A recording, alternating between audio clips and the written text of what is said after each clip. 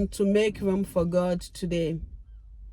Today we are just going into the meat of the matter. How to make room for God. In spite of all the busyness and activities around Christmas, Jesus is the reason for the season. And if Jesus is the reason for the season, it should be our number one priority.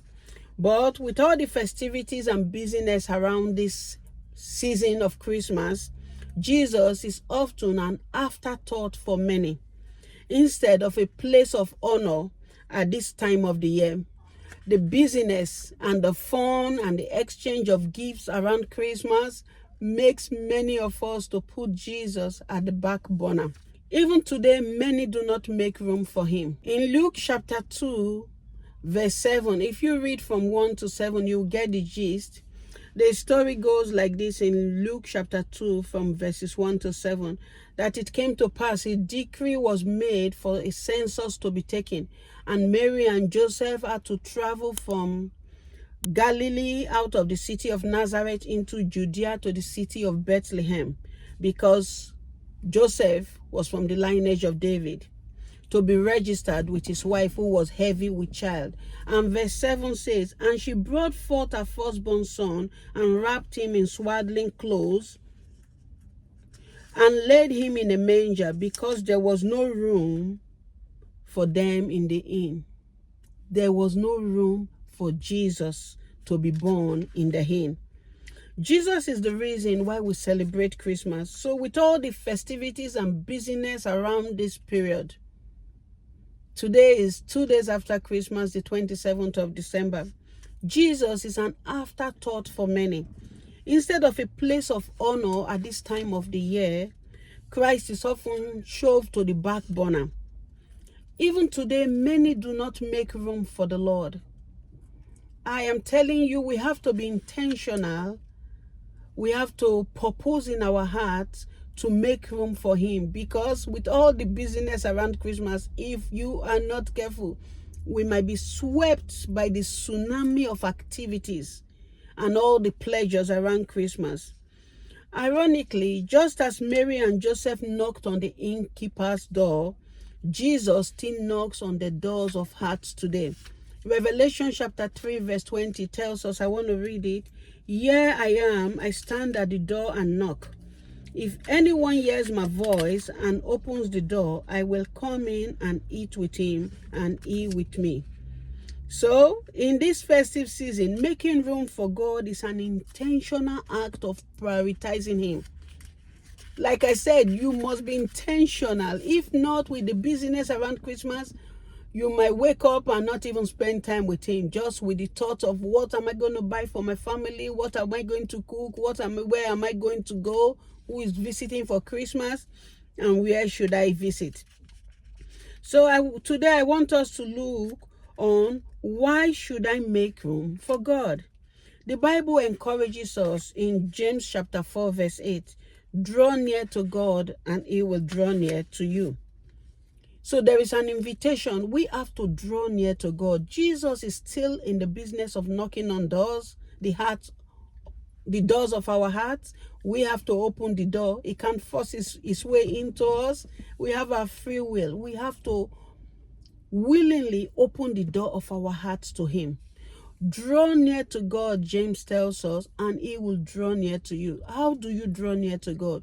You take your baby steps. You just start to seek his face. I love Psalm 27 verse 8, the way it puts the scripture. It says, let me read it. When you said, seek my face, my heart responds to you. Your face, Lord, will I seek. So I want to give us some few tips on how to make room for God in this busy time of Christmas and the New Year approaching. Number 1, set aside time for prayer and devotion. Psalm 5 verse 3 says, in the morning, Lord, you will hear my voice. In the morning, I lay my request before you and wait expectantly. So the first tip, set aside time to meet with God. You must be intentional. Intentionality is key here. You must be intentional to say, I'm going to lock this time of the day to spend time with God. Jesus is the reason for the season. Let Jesus be the reason why we want to lock out time to spend with him. If he is truly the reason for the season, is knocking on the doors of our hearts, we are going to make room for him. We are not going to be like those innkeepers who did not give room for Jesus to be born in the inn. We are going to open the doors of our hearts for Jesus to come in and spend time with us. He promised us in Revelation 3:20, if I knock and you open, I will come in and eat with you and sup with you. Do you know what that means? The King of the universe, the God who placed the stars, the moon, who created the oceans, who knitted you together in your mother's womb, wants to come in to spend time with you. So let's be intentional and create a space and a time to meet with him. The second tip is ask the Lord to help you declutter your heart and mind. Do you know, to make room for God, we must go through spiritual decluttering and spiritual detox, where you ask the Holy Spirit to help you detox and declutter junks that is making your heart so preoccupied that there's no room for the Lord to come in and spend time with you and fellowship with you in communion. Passionate relationship with the Lord cannot be pursued if your heart is cluttered. So we need an uncluttered heart, and we need to be spiritually detoxed, where the Holy Spirit purges out everything that stands in the way between us and a powerful, passionate, intimate relationship with Jesus.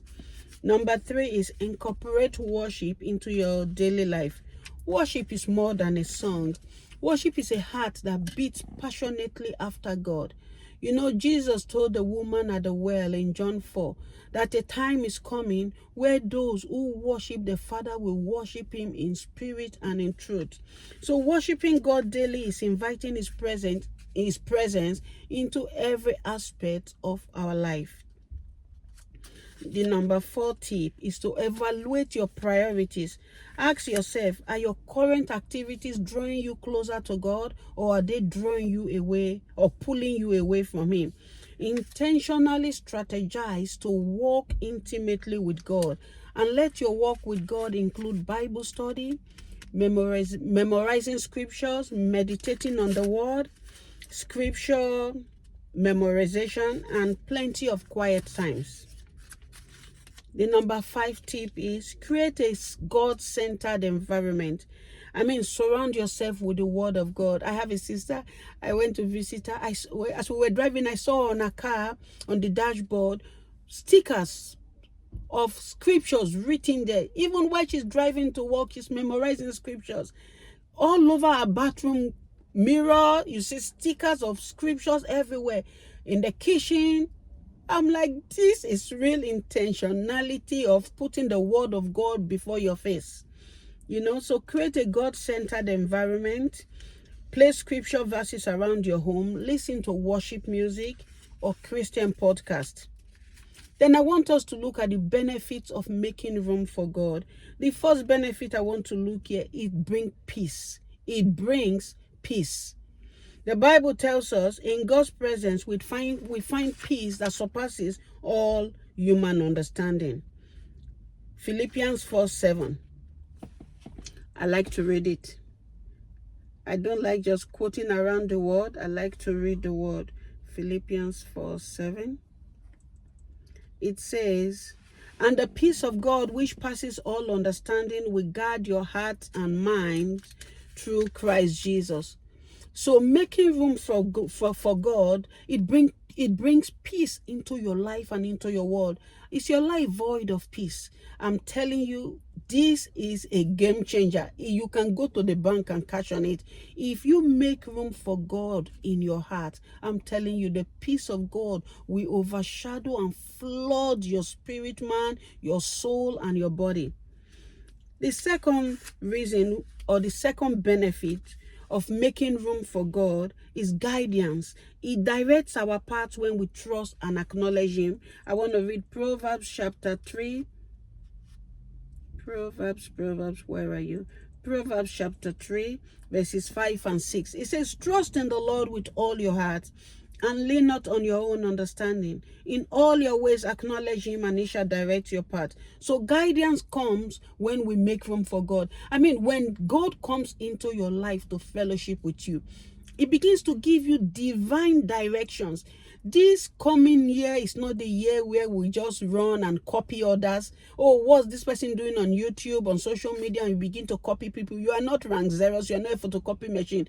This is a year or a season to get divine guidance from the Spirit of God. So making room for God and allowing that space where God can encounter you daily, I'm telling you, you will not run your life on a hit and miss strategy, because you'll be intentional as God begins to guide you and navigate your path along the way that matches the will of God for your life.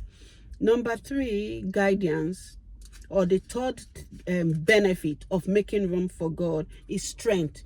God renews our strength when we wait on him. I'm telling you, this is a game changer. I am telling you, are you spiritually weak? Are you physically, mentally weak in any area of your life? Learn to spend time with God. Make room for him. Let's read the book of Isaiah, chapter 40. Isaiah 40:31. I know it by heart, but I don't want to quote it so I don't miss it as I'm doing this video. Verse 31. But those who wait on the Lord shall renew their strength. They shall mount up with wings like eagles. They shall run and not be weary. They shall walk and not faint. If you want strength, I am telling you, mentally, emotionally, physically, spiritually, spend time with God. Because when you come into the presence of God, in that space you create for God, where you make room for him to encounter you, is a place of what I call it spiritual exchange. When you come into that place, if you come with your shoulders down, broken and battered and beaten by the things of the world, by the time you are going out of the presence of God, I'm telling you, you stand like the daughter of the Lion of the tribe of Judah. You stand very strong.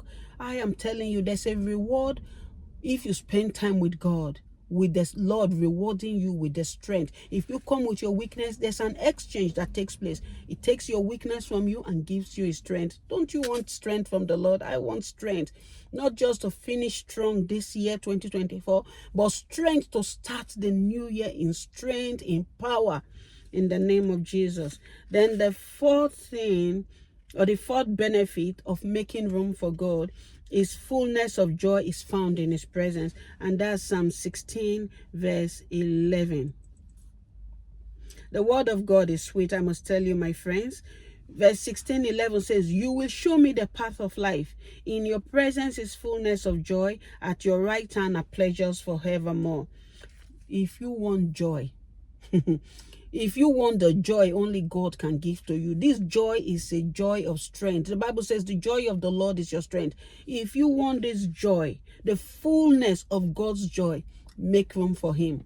Start now before the year ends so you can be strengthened to start strong. I am telling you, if you start today to begin to make room for God, even if it's one day before the new year, you have received some supernatural strength to begin the new year on a good foot. And that's standing with the Lord in prayer, standing with the Lord in intimate walk for intimate encounters of the God kind. And 2025 promises to be beautiful, my friends. So I've come to encourage you, my friends, make room for God. Jesus is knocking on the doors of our heart. Make room for him. Open the door. Don't be like the innkeepers who shut the door on the face of Joseph and Mary. Make room for God by opening the doors of your heart. And I tell you, the encounters of the God kind you will experience, eyes have not seen, ears have not heard. So may the Lord bless you, and may he shine his face on you. May he strengthen you to finish 2024 strong, and may he strengthen you to start 2025 with strength, with vitality, with passionate hunger for the Lord. God bless you. Till next time.